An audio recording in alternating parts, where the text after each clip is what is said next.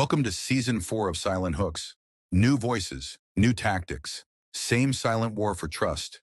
Let's map it together. Silent Hooks, Episode 1. A Light I Couldn't Ignore. Introduction.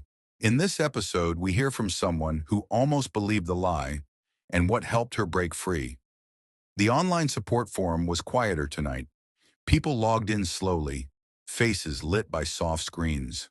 Some looked tired, others cautious. The pain here wasn't new. It had just changed shape. Emma, warm as always, welcomed the group.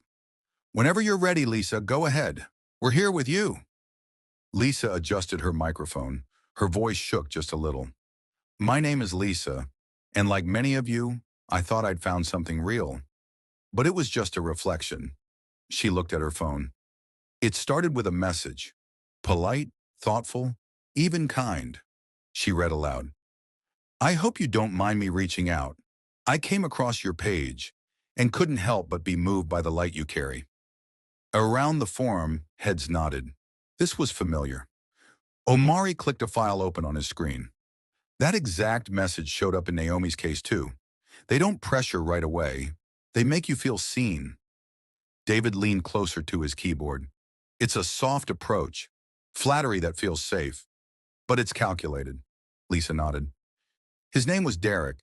He said he was from Tennessee. Told me he appreciated how I talked about patience and hope. Emma responded gently. Same tactic, different style. Lisa added, but unlike Naomi's story, he never prayed with me or quoted scriptures. He just stayed casual, almost earthy. Rachel typed into the chat. They adjust based on what you seem to need. That's how emotional scams work. Ethan leaned forward slightly. Not everyone wants a spiritual connection. Some people are just looking for something that feels stable, normal. Lisa scrolled on her phone. And then came the twist. He said he had to leave suddenly. An emergency job overseas. Something about broken machinery on an oil rig in Germany. Omari raised an eyebrow. The oil rig story again. That one shows up everywhere. High drama, high sympathy. David added, it sets the stage. Future problems can now be blamed on the job, not on him. Lisa took a breath. He sent me pictures of the sea, the platform, his hard hat. It looked real. Emma nodded. Visual proof is part of the trick. If they control what you see, they control how you feel. Lisa's hands tensed. Then he said he dropped his phone into the sea. Said he couldn't access his bank anymore. Omari typed quickly. That's their go-to excuse. Make themselves look helpless. David was watching a timeline appear on screen. They won't ask for money yet. They just want you to offer. Lisa's voice steadied. He gave me his banking info, asked if I could move money for him. I said no. Rachel's fingers flew over her keyboard. That's a boundary test, and you passed. Lisa smiled faintly. He blocked me, just like that. The group was silent. Lisa continued. Then he came back, texted me. My heart is bitter. I miss you. Ethan shook his head slowly. Classic guilt move.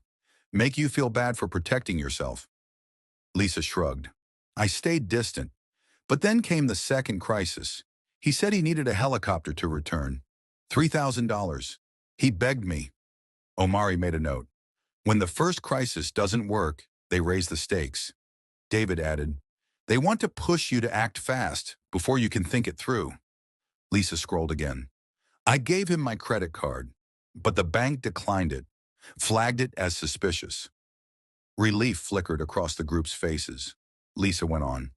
When I told him, he got angry, said I didn't trust him, then vanished again. The next day he said his chest hurt from stress, said he needed medicine but couldn't pay. Rachel wrote in the chat, they keep stacking problems until you feel guilty for not helping. Lisa shook her head. Then he said he wanted to send me a gift to show he cared, asked for my address. Several people in the forum stiffened. Naomi typed, that's how they get into your real world, not just your emotions, your location. Lisa gave a grim smile. I gave him my work address, not home. That night, there was a pizza and a bottle of Pepsi by the office door. Omari pulled up another file. Gifts like that create emotional pressure, like you owe them something. David said softly, "It wasn't a gift. It was a hook." Lisa looked into her camera. Calm now. "I ate the pizza. I drank the Pepsi. And I decided I was done." Emma's voice was warm. "And that decision? That was the real gift." End of episode 1, A Light I Couldn't Ignore. Next on Silent Hooks, the